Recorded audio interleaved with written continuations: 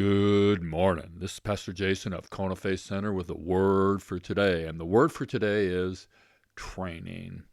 Paul writes to Timothy to keep the people focused on God's training and being faithful.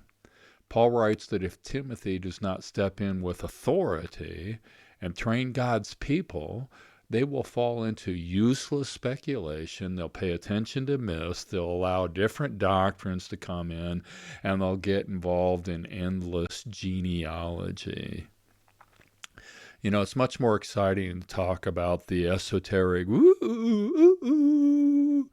than to do the hard work of practicing the basics. Yet every professional practices the basics regularly. It is a mastering of the basics that makes people good at what they do.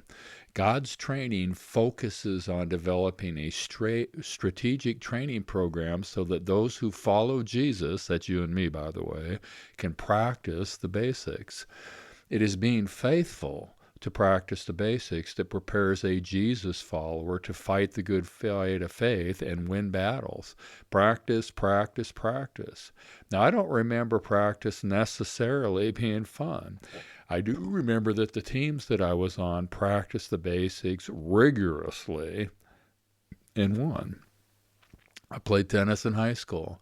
If I didn't practice at least 5 days a week, my shots were not as accurate as they needed to be to win. I swam on the swim team in junior high. If I didn't swim at least 3 days a week, my times decreased dramatically. I played basketball all through school. If I didn't run 5 days a week, I was noticeably less able to play at full speed for the whole game. If I didn't shoot baskets every day, I made noticeably less baskets. I took keyboard lessons throughout school. My teacher knew immediately if I had practiced or not. He also knew if I'd been practicing rigorously or not.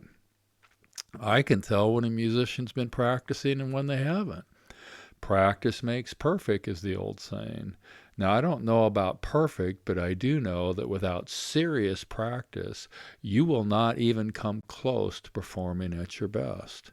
As followers of Jesus, we are called to practice Christian disciplines. So what's your practice schedule? What is your coach saying you need to work on? Now, no training seems to be fun when you're training. It just feels like hard work. Nevertheless, afterwards, it yields the peaceable fruit of righteousness to those who have been trained by it. Thank you, Hebrews. God's training produces fruit. God's training produces character. God's training produces peace. God's training produces joy. God's training produces prosperity. God's training produces success. God's training produces wins because God's training strengthens us to be our best. Practice, practice, practice. Whoa. The word for today is training. Get out there and train today. Be your best. God bless. Check in tomorrow.